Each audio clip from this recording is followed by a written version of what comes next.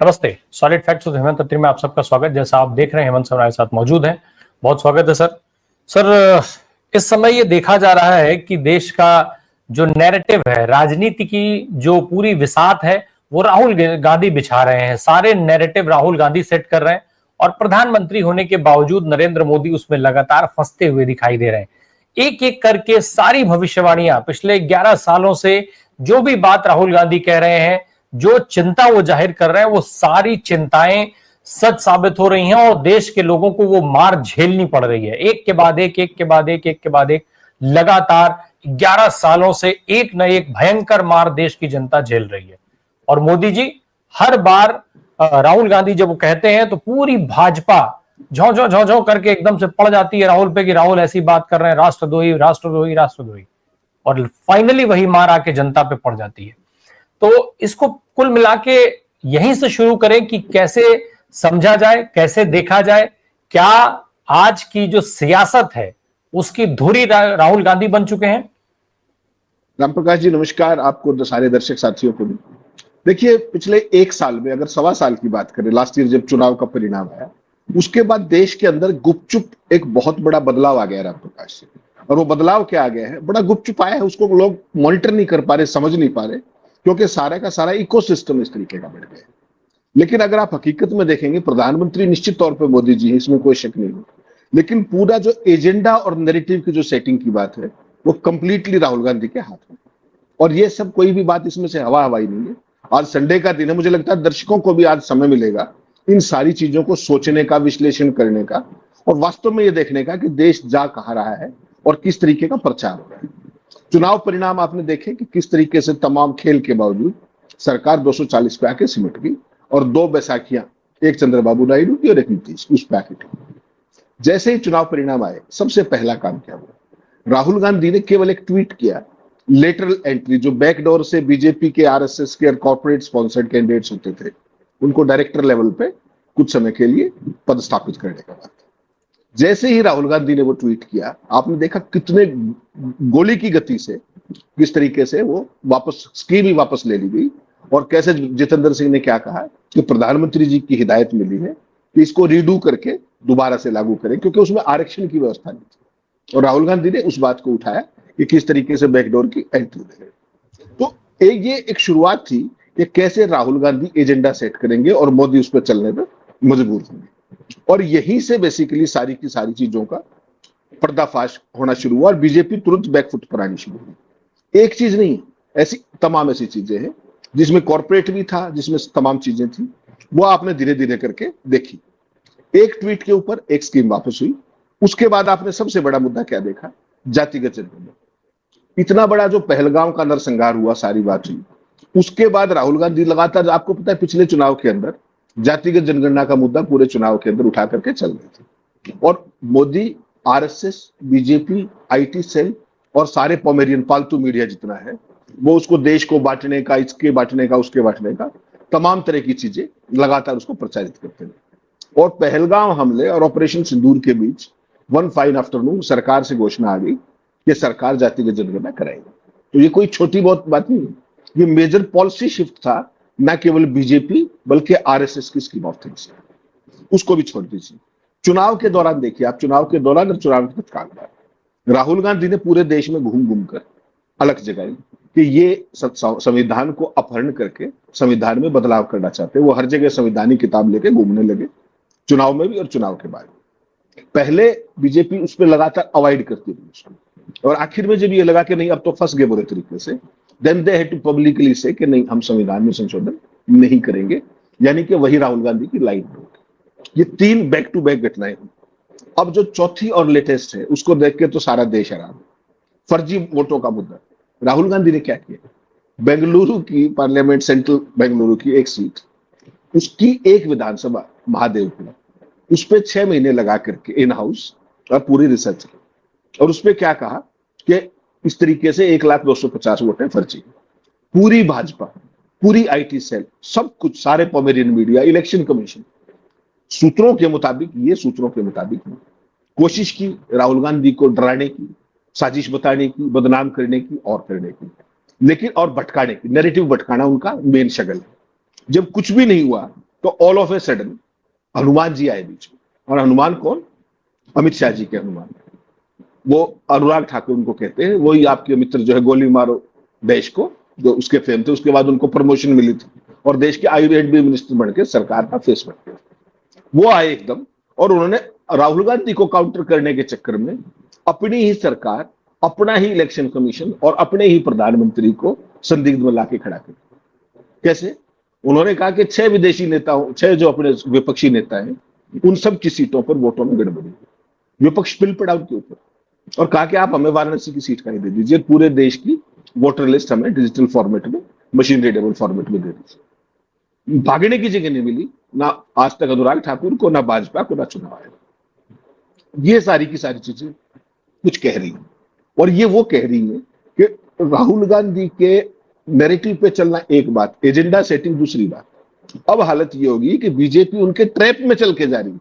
ये कभी नहीं हुआ था कि जो वोटिंग वाला मसला है, फर्जी वोटों वाला, वोट चोरी का मामला, उसमें तो राहुल गांधी ने एक ट्रैप डाला छोटी सी एक सीट पर लेकर के, और उसका वॉल्यूम 35 गुना कर दिया अनुराग ठाकुर ने at the drop of A head. और ये साबित कर दिया कि हम और चुनाव आयोग एक, क्योंकि उनके पास डिजिटल लिस्ट थी, उनके पास मशीन रीडेबल लिस्ट थी, और पूरे देश को ये पता लग गया कि बीजेपी और चुनाव आयोग कहां है।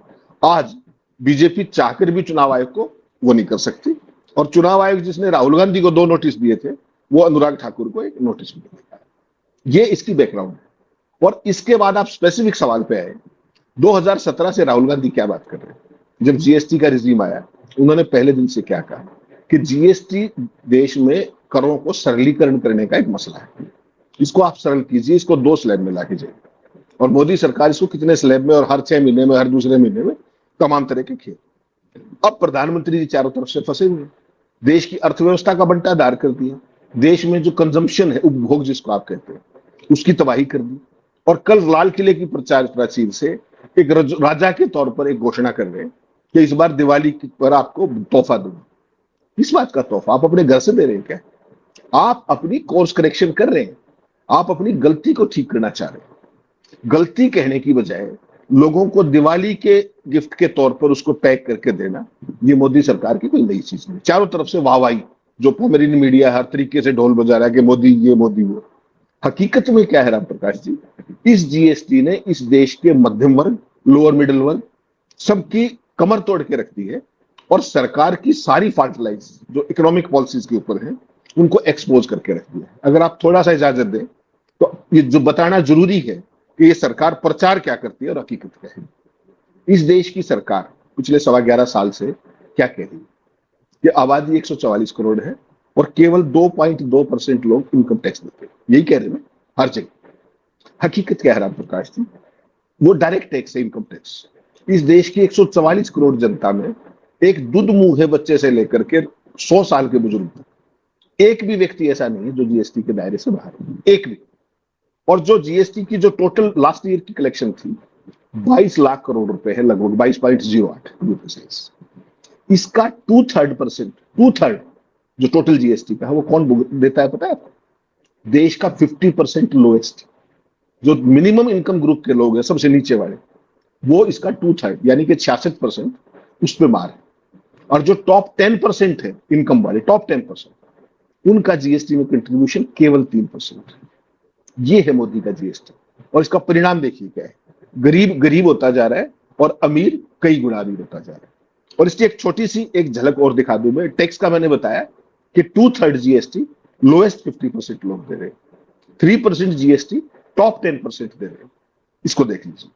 अब आपने इनकम की बात की, 66% से ज्यादा लोग जो कॉलर बिलो कॉलर ऑफिस में जाते हैं, उनकी जो मंथली इनकम है केवल 15,000 रुपए महीने, 15,000। 82% मेल और 92% महिला वर्कर, उनकी जो पर महीना सैलरी है 10,000 रुपए। आप इनकम टैक्स की बात कर रहे हैं, उनको खाने के लाले पड़े हुए। ये है सरकार की योजना। इन लोगों की आयकर आपने कहा 2.2% देते हैं। मेरा आपसे दूसरा सवाल है, आपने उन लोगों को आयकर देने के लायक बनाया? आपने उनको जॉब अपॉर्चुनिटी दी? आपने उनके स्किल अपग्रेड किए?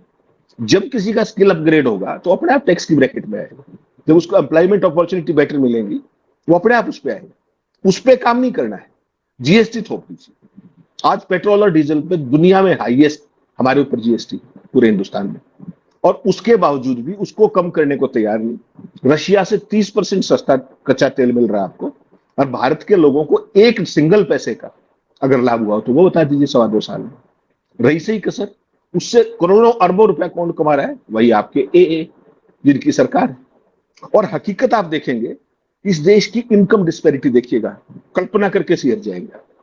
देश की जो टॉप 10 1% लोग हैं, 1%, उनकी सालाना आय 53 लाख रुपए। एक आदमी की एवरेज उस हिसाब से जो पर कैपिटा आएगी 2.3 लाख है, किसको मिलाएंगे तो।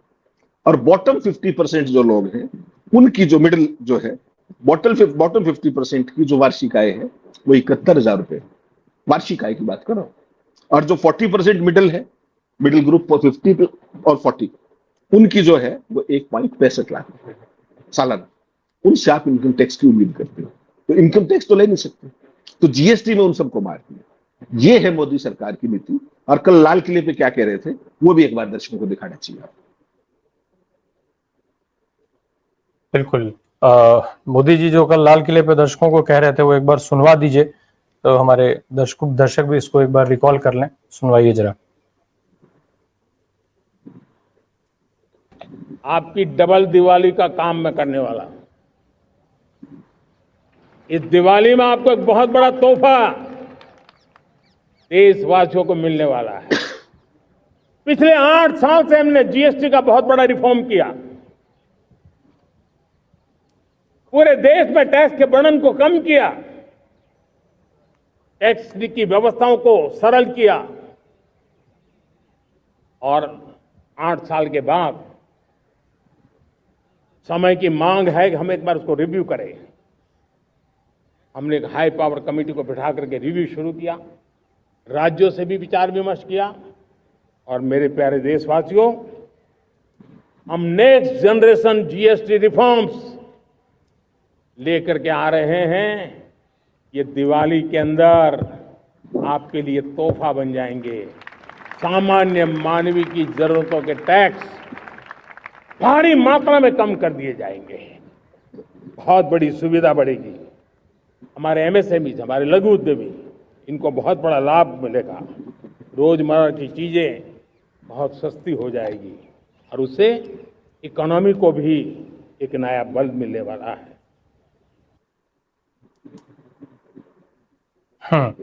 सर, इकोनॉमी को नया बल मिलने वाला है, ये बात मोदी जी कह रहे हैं। और लगातार वो ये भी बताते रहते हैं किस तरीके से जो है हमारी अर्थव्यवस्था कहां से कहां पहुंच गई।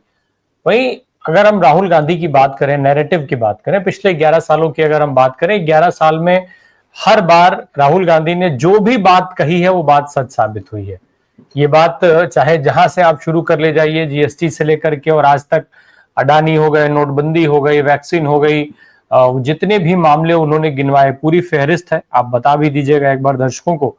लेकिन आखिर आज भी मोदी जी इन सारी चीजों पर फेल क्यों होते जा रहे हैं, जबकि सारी चीजें कैसे राहुल गांधी को समझ में आ जाती है और क्यों सत्ता में बैठे हुए मोदी जी को, सरकार में बैठे हुए मोदी जी को समझ में नहीं आती है?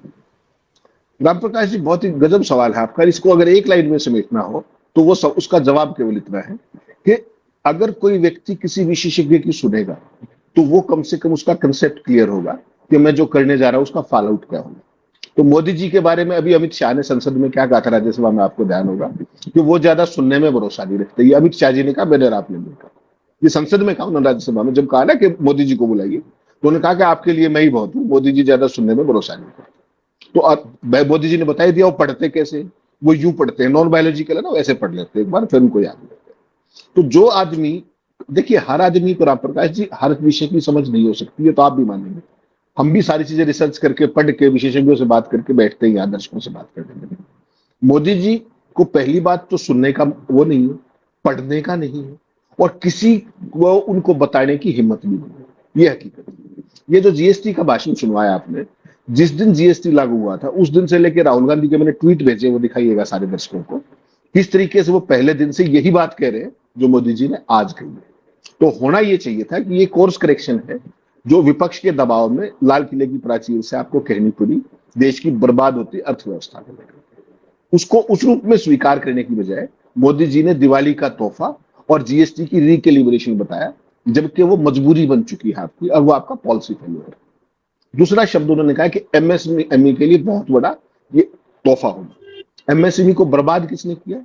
केवल एक नोटबंदी के फैसले ने इस देश की लाखों एमएसएमई की यूनिट्स, मध्यम और कुटीर छोटी जो थी, उनको तबाह करके सदा के लिए बंद कर दिया।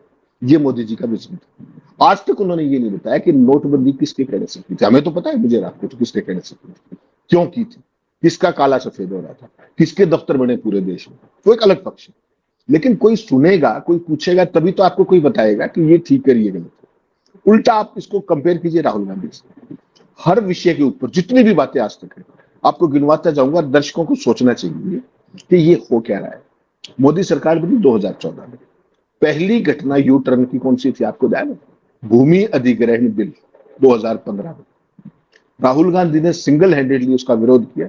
आपको पता है, बाइक पर बैठ करके भट्टा परसौल और किस तरीके से, और उसके पीछे गेम क्या था? देश की सारी किसी जमीनों को औने पौने दामों में अपने फाइनेंसर्स को देने का खेल था, कंप्लीटली। इसमें कोई शक मत मानिए। अकेले बंदे ने खड़ा होकर के उसका आउट एंड आउट विरोध किया और सरकार को वापस ले आया। एक सबसे पहली घटना थी। 2016 में नोटबंदी हुई, पूरे देश की आर्थिक तबाही हुई।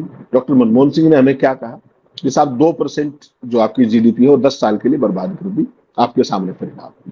राहुल गांधी ने जिस दिन नोटबंदी हुई उस दिन से लेकर लगातार सरकार अपनी पॉलिसी ट्विस्ट करती रही, लेकिन बात मानने की स्थिति थी ही नहीं।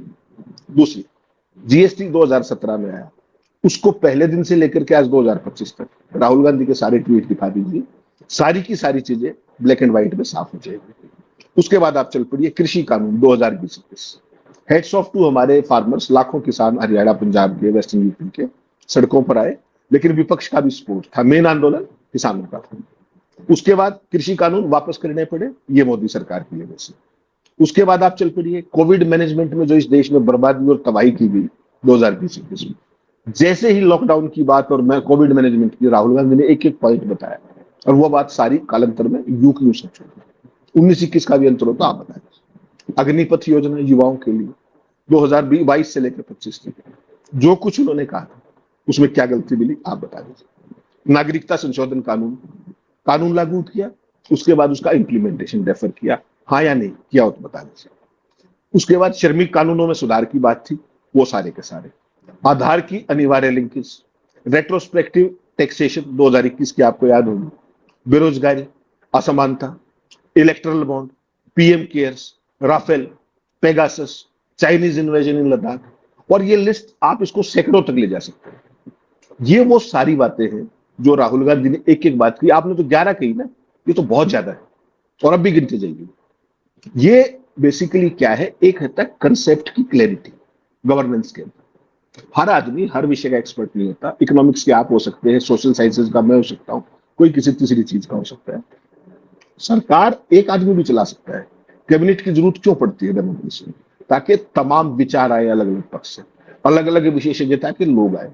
सरकार के अंदर जो फैसले हों वो एक बाकायदा सोच समझ के duly thought laid down process के तहत है, ना कि किसी एक आदमी की गट फीलिंग से। आज सपना आया और आज रात 8 बजे से नोट सारे पूरा हो जाएंगे, ये भाषा थी। घर में नोट नहीं है, शादी है, ये भाषा थी। दूसरे देशों में जाकर तालियां बजा रहे थे। इसको गवर्नेंस नहीं कहते, माफ कीजिए, ये सैडिज्म, एक खास तरीके का सैडिज्म है कि किसी की पीड़ा से आप खुश हो रहे। ये बात विदेश में खड़े होकर के आप कह रहे थे कि मेरे पास आए, बेटी की शादी है, घर में पैसे नहीं।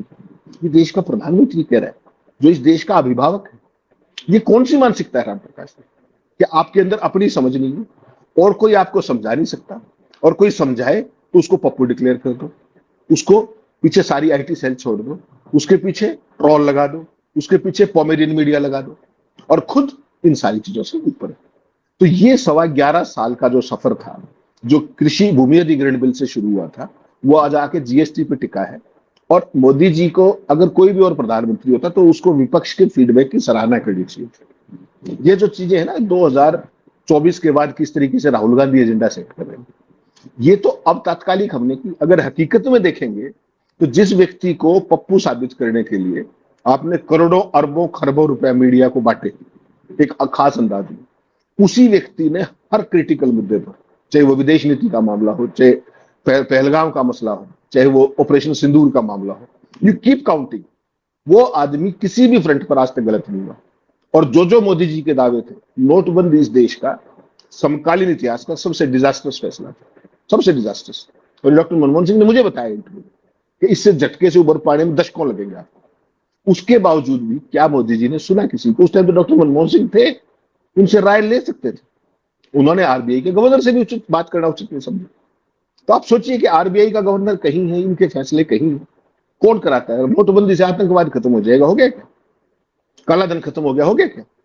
हाँ, एक चीज जरूर होगी, पूरे देश में दफ्तर बन गए बीजेपी के, ऐसे दफ्तर जो आप सपने में, कांग्रेस ने 58 साल राज किए, स्टेट्स ऑफ कैपिटल्स के अंदर दफ्तर नहीं, इनके जिले स्तर के दफ्तर देख लीजिए, 5 स्टार ऑफिस में विद ऑल फैसिलिटीज। वो पैसा कहां से आया बता दीजिए। आरएसएस की जो शानो शौकत आज है, RSS is not a registered organisation, they don't even have a PAN, they don't get even audited. उसके बावजूद दिल्ली में उनका घर जाके, उनका ऑफिस जाके देखिए 12 मंजिल का, और तमाम जगह पर देखिए, पानीपत के पट्टी कल्याणा में देखिए रेजिडेंशियल फैसिलिटी। जो एनजीओ, अब तो मोदी जी के शब्द है एनजीओ, मेरे राम प्रकाश जी के नहीं, जो एनजीओ एनुअल रिटर्न भी फाइल ना करती हो, जिसकी कोई ऑडिटेड स्टेटमेंट भी ना हो, उसके पास अरबों खरबों की प्रॉपर्टी, उस एनजीओ का जो सीईओ कहेंगे हम तो, क्योंकि मोदी जी ने एनजीओ, हम तो संघ कहते थे परसों तक, अब मोदी जी ने बताया एनजीओ है, तो उसमें अब मोहन भागवत जी एनजीओ में सरसंघचालक की पोस्ट है, क्या है, अब तो मोदी जी बता सकते। तो वो जो है वो जेड प्लस सिक्योरिटी में चलते हैं, और बाकी जितनी भी एनजीओ थी उनका जो हश्र किया वो बता दीजिए, सारे कानून वो करके, एफसीआरए कानून, फलाना कानून, ये कानून, वो कानून, जो अच्छा काम कर रहे थे उनको एक पर्टिकुलर संकुचित मानसिकता के तहत उनके साथ कह के सिविल सोसाइटी का जो हाल किया। हाल के दिनों में आपको देश में सिविल सोसाइटी का कोई रोल दिखता है? ये तो शुक्र है कि जो एसआईआर आई बिहार की, और उसमें किस तरीके से योगेंद्र यादव सुप्रीम कोर्ट में जाके खड़े हुए एज ए पार्टी, और उन लोगों को लेकर चले गए कोर्ट में जो मृत बताए गए थे। तो ये राम प्रकाश जी एक नए तरीके का देश मोदी जी बना रहे हैं, नया भारत, और उसमें सच्चे भारतीय क्रिएट किए जा रहे हैं, जो एक जज साहब ने रिसेंटली राहुल गांधी के बारे में कहा है। और जुडिशरी के ऊपर जिम्मा छोड़ दिया गया है, संवैधानिक पदों पर बैठे लोग क्या कहें। एक माननीय जज साहब, with all due regards to him, वो राहुल गांधी के एक केस के मामले में सावरकर को सर्टिफिकेट बांट रहे थे, अपने फैसले में टिप्पणी करते हुए, ऑर्डर में रजिस्टर नहीं किया, टिप्पणी करते हुए। ठीक वैसे ही जैसे ही आपके जो सच्चे भारतीय थे दूसरे, अपने जगदीप धनखड़ जी, राज्यसभा में सभापति के आसन पर बैठ करके उन्होंने कहा कि मैं आरएसएस का एकलव्य हूं, ठीक। और 100 साल की जो आरएसएस की जो यात्रा है उसको उन्होंने किस तरीके से वो किया, वहां पर बैठ, कोई रेफरेंस नहीं था उसका, कोई रेफरेंस नहीं था आरएसएस का, उसके बावजूद उस पर उन्होंने राष्ट्र के नाम बिना मांगा संदेश दिया। और 21 मई के बाद वो कहां है, आप भी ढूंढ रहे हैं, देश भी ढूंढ रहे हैं। तो आरएसएस के एकलव्य का जब यह हाल हो सकता है, तो जो लोग आरएसएस को एनजीओ कह रहे हैं, और बिहार में जिस तरह की स्थिति एसआईआर को लेकर के हो रही है, जो कल भाषण था वो सारी, और जिस तरीके से देश का नैरेटिव, देश का पॉलिटिकल एजेंडा विपक्ष तय कर रहा है एक खास अंदाज में, तो आप देखिए आपके पास सब कुछ है, आपके पास प्रोवेरियन मीडिया है, पालतू कंप्लीटली, आईटी सेल है, सब कुछ है, लेकिन आज आपके पास विजन नहीं है, आज आपके पास वो स्टैंडिंग नहीं है, आपके पास मॉरल अथॉरिटी नहीं है कि देश के सामने आप नजरों में नजर डाल के आप ये कह दें कि जीएसटी में दिक्कतें थी, हमसे गलतियां हुई, अब हम कोर्स करेक्शन कर रहे हैं। उसकी बजाय तो आपकी जो भाषा है वो एक राजा वाली है कि इस दिवाली पे आपको तोहफा मिलने जा रहा है। ये तोहफा तो 2017 में मिलना चाहिए था। 8 साल डिले करने के लिए जिम्मेदार कौन है? मोदी जी को जवाब इस बात का देना चाहिए, ना कि नहीं सर। पहला सवाल तो ये कि तोहफा कौन सा दे रहे हैं आप? ये कौन सा तोहफा है भाई? आपने, ये तो वही हाल है ना, जो चीन कहीं घुसा नहीं, फिर उसके बाद ये हुआ कि चीन जो है वो 1 किलोमीटर पीछे चला गया। वो दूरी कुछ भी हो सकती है जो बोला गया हो। अरे भाई, अगर घुसा नहीं था तो 1 किलोमीटर पीछे क्यों चला गया? आपने ये क्यों नहीं बताया कि वो 1400 मीटर अंदर आया था, फिर वो 1 किलोमीटर पीछे चला गया? तो 400 तो अपना लेके गया ना। ऐसे ही पहले आप कह दीजिए कि सामान खरीदने पर आपको 100 रुपए टैक्स देना होगा, और फिर आप उसमें से कह दीजिए कि ऐसा है, अब आपको ये टैक्स 80 रुपए देना होगा। ये आपके लिए बहुत बड़ा तोहफा है। पहले हम उस टैक्स को 20 रुपए में 20 रुपए टैक्स देते थे, फिर 100 रुपए देने लगे, और अब जो है 80 रुपए देंगे, और फिर आप हमारे ऊपर एहसान भी जता रहे हैं। हमारा ही पैसा हमें को चूना लगा रहे हैं, और फिर बता रहे हैं कि हम आपको तोहफा भी दे रहे हैं। नहीं राम प्रकाश जी, ये तो एक एक्सप्लेनेशन है। जो आपने बड़ा इंपॉर्टेंट सवाल उठाया, देखिए मोदी जी की यूएसपी क्या लाई गई थी। राष्ट्रवादी, 56 इंची, लाल आंख और बहुत डिसाइसिव लीडर, ये सारी चीजें सुनाई थी। मोदी जी ने क्या कहा, on the drop of the head क्या कहा, जब चाइना की इन्वेजन की बात आई लद्दाख में, अरुणाचल में, क्या कहा, कोई आया नहीं, कोई गुस्सा नहीं। बिल्कुल ठीक, मैं 100% सहमत हूं मोदी जी से कि नहीं आया। 35 दौर की बातचीत, ठीक, और जो पहले की स्थिति थी मई 2020 से पहले की, स्टेटस को एंटे, जब कोई आया ही नहीं था, गुस्सा ही नहीं था, तो यथास्थिति कौन सी बहाल करनी थी, एक। और 35 दौर की बातचीत सैन्य स्तर पे और कूटनीतिक स्तर पर, वो किस लिए हो रही थी, दूसरा। और तीसरा, जो हमारे फ्रिक्शन पॉइंट थे चाइना के साथ, वो तब कितने थे और आज कितने हैं, वो बढ़ कैसे गए, हम गश्त क्यों नहीं कर पा रहे हैं, और वो जो जोन है, नो मैंस जोन, वो हमारे एरिया में कैसे बन गया, क्या ये सवाल नहीं है? वो अब ये जो है एक अलग विस्तार पूर्वक चर्चा का मुद्दा है। मैं एक चीज और समझ लूं सर, अब सबको पता है भाई, कुल मिला के राहुल गांधी हर चीज को तोड़ते फाड़ते जो है वो फाइनली बिहार पहुंच गए हैं। यात्रा होनी है, 16 दिन की यात्रा है, 3 ब्रेक, 13 दिन की यात्रा, 13 दिन जमीन पर रहेंगे और 13 दिन इस यात्रा में बिहार में घूमेंगे। एक यात्रा करके कितना नुकसान कर चुके हैं वो सब देख चुके हैं। सवाल मेरा यह है सर कि मोदी जी का आखिरी समय है, सबको पता है राजनीतिक रूप से। अब वो चाहे 75 साल होने पर रिटायर हो जाएं या अगले चुनाव तक सरवाइव कर पाए कि नहीं कर पाए, इस तरीके का सवाल है। और वो कल मोदी जी ने आरएसएस का जिक्र लाल किले की प्राचीर से करके साबित कर दिया, इसमें कोई सवाल नहीं है। सवाल मेरा यह है कि आखिरी समय में कितनी मार झेल पाएंगे। अब राहुल गांधी एक और नई मार लेके खड़े हो गए, लाठी लेके खोपड़ी खड़े हैं, कहां कितनी मार झेलेंगे? राम प्रकाश जी, इस देश के 78 साल के इतिहास में किसी प्रधानमंत्री पर डेमोक्रेटिक सेटअप के अंदर वोट चोरी का आरोप कभी नहीं लगा था। इस प्रधानमंत्री के ऊपर संसद के पटल पर वोट चोरी, संसद के गलियारों में, सड़कों पर, और इस देश के इतिहास में इमरजेंसी के दौरान भी 300 सांसदों को थाने में कभी नहीं बिठाया गया। This is a reverse counting that has started, मेरे विचार से। और मोदी जी की जो भाव भंगिमाएं हैं, जिस तरीके से उनका थकाऊ और उबाऊ भाषण है, जिस तरीके से वो नैरेटिव लूज करते जा रहे हैं, जिस तरीके से पूरी की पूरी स्थितियां विस्फोट के तौर पे सामने आ रही है। आप ये बताइए कि चुनाव आयोग की चोरी पकड़ी गई थी, चुनाव आयोग अपने आप को डिफेंड कर लेता है, क्या जरूरत थी अनुराग ठाकुर को आकर के ये सब करने की? इसका मतलब समझ जाइए क्या है कि यानी कि you are losing the narrative completely. नहीं तो चुनाव आयोग जवाब दे लेता, अगर कहीं फंसने चुनाव आयोग तो बदल दो। पहले भी तो गोयल छोड़ के चले गए ना, आपको कौन सा इस बात से फर्क पड़ता है? आज तक नहीं पता क्यों गए। जगदीप धनखड़ का नहीं पता वो किस बात पे गए, हु नोस, ऑफिशियली तो there is no word. Lavasa साहब चले गए, सीबीआई डायरेक्टर चला गया, दो आरबीआई गवर्नर चले गए, आपको तो फर्क नहीं पड़ता। लेकिन इस केस के अंदर जो किया है अनुराग ठाकुर ने, आप उसका अंदाजा नहीं लगा सकते। प्रधानमंत्री को उस संसद के परिसर के अंदर डेली कायर कहा जाना, डेली वोट चोर कहा जाना, अगर कोई नैतिकता का पैमाना हो तो ये मैं दर्शकों के ऊपर छोड़ता हूं। ये आरोप कभी नहीं लगे, अब लगे तो वो क्यों लगे, उनके लिए जिम्मेदार कौन है, वो सिस्टम किसने तैयार किया, और सुप्रीम कोर्ट के इस कहने के बाद कि सीजीआई उसके सिलेक्शन पैनल में होंगे और उसको बाहर करना, ये कौन सी नैतिकता और हाई मॉरल ग्राउंड था? कुल मिलाकर के जो मोदी जी का कल भाषण था, मैंने आपको कल भी कहा, मैं आज फिर रिपीट कर रहा हूं, आई मे बी रॉन्ग, लेकिन मेरी गट फीलिंग ये है कि मोदी जी का ये लाल किले की प्राचीर से बतौर प्रधानमंत्री आखिरी भाषण था, ऐसा मुझे। अब ये जितने गड्ढे मोदी जी ने खोदे हैं वो गड्ढे शायद उनको खुद भारी पड़ रहे हैं और पड़ते हुए साबित हो रहे हैं। कोई ऐसा नहीं है कि हवा हवाई बातचीत है, खुद सब कुछ दिख रहा है कि गड्ढे भारी हो रहे हैं। रही बात राहुल की, तो राहुल निश्चित तौर पर इस समय नैरेटिव सेट कर रहे हैं। भाजपा के लिए उस पर जवाब देना मुश्किल है। अमित शाह, अमित मालवीय, मोदी जी, जेपी नड्डा, अनुराग ठाकुर, ये सारे लोग आज कहां हैं, कैसे कैसे क्या स्थिति हो गई? अनुराग ठाकुर 56 इंच सीना लेके जवाब देने आए, मोदी जी को फंसा करके और चले गए हैं। तो ये जो परिस्थितियां हैं वो सामान्य नहीं है। ये चक्रव्यूह, ये नैरेटिव का जो खेल चल रहा था, ये खेल फिलहाल कांग्रेस के हाथ में है। कब तक रह पाता है ये देखने वाली बात होगी, क्योंकि कांग्रेस वैसे भी सेल्फ गोल के लिए ज्यादा जानी जाती है। और उसमें जिस तरीके के लोग हैं, कब किसकी बुद्धि जो है, बुद्धि क्षमता जाग जाए कि वो अपनी कोई भी गेंद उठा के ले जाके खुद अपने गोल में डाल आए, ये बड़ा सवाल है। अगर इस सवाल से बचे रहे तो नैरेटिव का खेल कब तक चलता है और कितना असरकारक होता है, ये देखना इंटरेस्टिंग होगा। बहुत बहुत धन्यवाद सर बात करने के लिए। Thank you so much.